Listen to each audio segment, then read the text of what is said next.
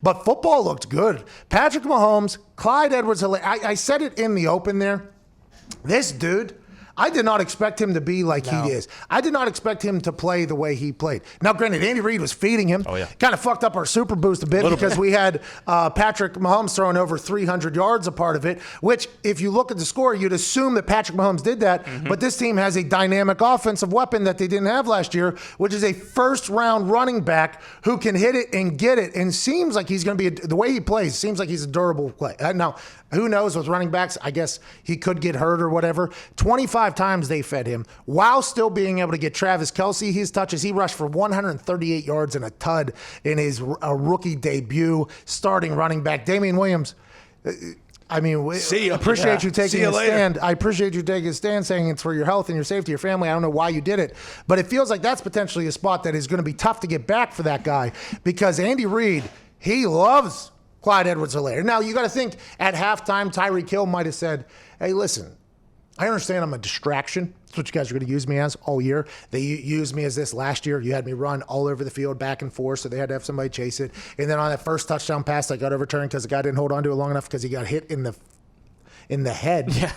By the way, the guy gets hit in the head, loses the ball or whatever. They had Tyreek Hill just sprint right across that safety's face, and the safety has to follow him. Yep. That guy's wide open on the backside. That is going to happen a lot. And I think at halftime, they're like, all right, who has Travis Kelce's got the ball? Yeah, we got him. Okay, Sammy Watkins got the ball? Yeah. We fed Clyde. We got him feeling good? Yeah. Okay, who haven't we hit yet? Tyreek Hill. Okay, well, this second half, we're going to hit Tyreek Hill. Boom, boom, boom, touchdown for Tyreek Hill. They somehow managed to take care of everybody while introducing a brand new facet to their offense. That team, and by the way, Texans early looked not bad. Yeah. Very good. David Johnson. All the way back. Looks like he's back. 2015 David Johnson, he looks like he's back. Now, Brandon Cooks made a couple catches. I didn't think he was going to play because he was hurt a little bit. Deshaun Watson made a couple throws. But then it just got to the point where it was like, you're never going to be able to stop them. They dropped the ball a couple times. You're just not going to be able to stop them. And it felt like the Chiefs defense there in the middle of the game kind of figured it out too. And then at the end, they obviously let off for whatever reason. They weren't able to finish the game. They went into like a prevent, which it prevents you from winning usually. I mean, it is. I was a part of an Indianapolis Colts team with Andrew Luck, who whenever we saw prevent, we're like, all right, we're still in this game. And we were, by the way. We'd be down 20, and it's like, oh, they're not even going to play defense anymore? Cool. But that's something you learn early. And maybe with the lack of fans, by the way, you can drift out. If you're up 21 points in a game, it could be tough to stay in it. But that defense kind of figured out. Houston Texans early looked very good. Then they looked very bad. And is that because the Kansas City Chiefs or is that because the Houston Texans? I guess it's TBD. But the Chiefs look exactly like the playoff Chiefs and the Super Bowl Chiefs that they were. And there doesn't seem to be much of a drop-off. And they add that guy.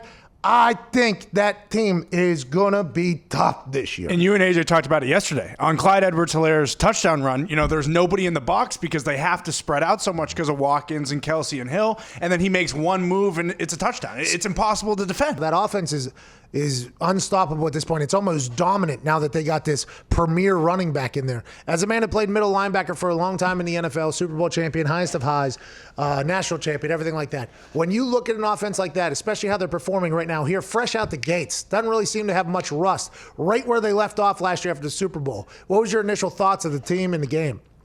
I thought the Chiefs looked, I guess, what we thought they would be. And they had a bit of a weird slow start, I think, when the touchdown initially that gets taken away. Obviously, that was a good call to reverse it. It was not a touchdown. And the Texans go up 7-0. David Johnson rejuvenated his career, I feel like. He at least feels he didn't have to rejuvenate. He's just coming off being banged up for a couple of years. Thought he looked good for Houston. But, man, Kansas City, I caught some of your Orlovsky interview. Yeah. Dan brought up some really, really good points. But you're right. Like, pick your poison on how you want to get beat by these Kansas City Chiefs if they continue this way. The only chance you have, I think, against any quarterback as good as Patrick Mahomes, you got to find a way to make him uncomfortable and get pressure on him. And you knew Houston was most likely not going to be able to consistently get pressure on Patrick Mahomes. Which is wild because J.J. Watt seemed to have a big game, by the way. Yeah. And J.J. Watt got rolled up on twice. He had bodies laying on him. I thought there was a chance he was going to get taken out, finish the game. The Houston Texans offense looked good early, and then it kind of fizzled out. I guess that means the Chiefs defense started to look good.